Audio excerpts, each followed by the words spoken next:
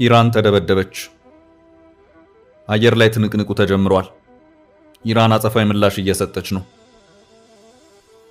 የተፈራውና በእርግጥም ከትላንት ከተወሰኑ ሰዓታት ጀምሮ ከጥርጣሬም በላይ የሆነው የእስራኤል ኢራን ላይ ወታደራዊ ጥቃትን የመሰንዘር እርምጃ እውን ሆኗል።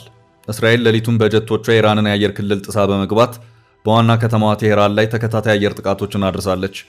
በዚህ ጥቃት እጅግ ቁልፍ የሚባሉ የኢራን ወታደራዊ አመራሮች የመገደላቸው ጉዳይ በእጅጉ አስገራሚ ሆኗል። በጥቃቱ መገደላቸው የተረጋገጠው 3 የኢራን ወታደራዊ ቁልፍ ሰዎችና ሌሎች የኒውክሌር ሳይንስ ጠበብቶች ናቸው።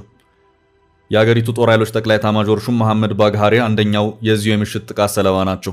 ሁለተኛው የዚሁ የምሽቱ የእስራኤል ወታደራዊ ጥቃት ሰለባ የሆኑት ኢራን በእጅጉ የምትመካበት የአብዮታዊ ጦር ወይም ሪቮሉሽነሪ ጋርድ አዛዥ የሆኑት ሁሴን ሳላሚ ናቸው።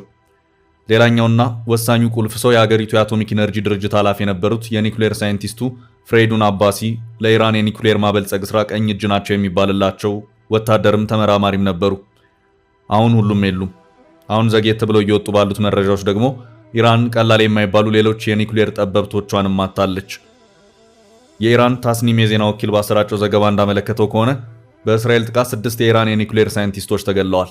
ኤጀንሲው በኤክስ ላይ ባወጣው ዘገባ በጥቃቱ 6 ሳይንቲስቶች ማለትም አብዱል ሐሚድ ሚኑችር፣ አህመድ ሬዛ ዞልፋጋሪ፣ ሰይድ አሚር ሁሴን ፋቂ፣ ሞትላቢዛዴህ መሐመድ ማህዲ ቴህራንቺና ፍሬዶን አባስ የተባሉ ወሳኝ የኒውክሌር ሳይንስ ጠበብቶች የተገደሉ መሆኑን አስታውቋል።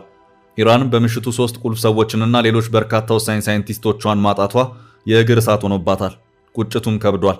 አሁን ዘግየት ብለው እየወጡ ያሉት መረጃዎች እንዳመለከቱ ከሆነ ደግሞ ኢራን ደረሰብኝ ባለችው ጥቃት ምላሾችን መስጠት ጀምራለች። ለዚሁ የእስራኤል ጥቃት ኢራን 2 ምላሾችን እየሰጠች መሆኑን ታውቋል። ምላሾቹም የድሮኖችና የሚሳይሎች ጥቃት ነው። ኢራንና እስራኤል በጂኦግራፊ በእጅጉ የተራራቁ በመሆናቸው ኢራን ያስወነጨፈቻቸው ሚሳይሎችና ድሮኖች ወደ እስራኤል የአየር ክልል የሚደርሱት ጊዜ ወስደው ነው። ኢራን ወደ እስራኤል በርካታ ቁጥር ያላቸውን ሰው አልባ አውሮፕላኖች ወይም ድሮኖች ያስወነጨፈች መሆኑን የእስራኤል መከላከያ ሰራዊት አይዲኤፍ ቃል አቀባይ ብርጋዴር ጀነራል ኤፊ ደፍሪን አስታውቀዋል። ብርጋዴር ጀነራል ኤፊ ደፍሪን በዚህ መግለጫቸውም እስራኤል እነዚህን የተነጨፉትን ድሮኖች አየር ላይ ተቀብላ ለማክሸፍ ከፍተኛ ጥረቶችን እያደረገች ነው ብለዋል። የሰማይ ላይ ግብግቡ ቀጥሏል። እስራኤል ይህንኑ ጥቃት የፈጸመችው ሰፊ የሆነ ወታደራዊ ዝግጅትን በማድረግ ሲሆን በሀገሪቱም አስቸኳይ ጊዜ አዋጅ ታውጇል። ጥቃቱ በእርግጥም እጅግ በተጠናና በመረጃ ስብሰባ ላይ የተመሰረተ መሆኑ የተረጋገጠው በጥቃቱ በተገደሉት ቁልፍ ሰዎች ነው። የእስራኤል የምንጊዜም ወዳጅ የሆነችው አሜሪካ ከዚሁ ጥቃት ጋር በተያያዘ እጅ የለበትም፣ እስራኤል ጥቃቱን የፈጸመችው በግሏ ነው ስትል አስታውቃለች። የአሜሪካ የውጭ ጉዳይ ሚኒስትር ማርኮ ሩቢዮ ይህንኑ አረጋግጠዋል። ፕሬዚዳንት ዶናልድ ትራምፕ በበኩላቸው እስራኤል ይህንን አይነት ወታደራዊ እርምጃን በኢራን እንደምትወስድ ስለማወቅ ጥቃቱ ለእኔ አስደንጋጭ አልነበረም ሲሉ አስታውቀዋል።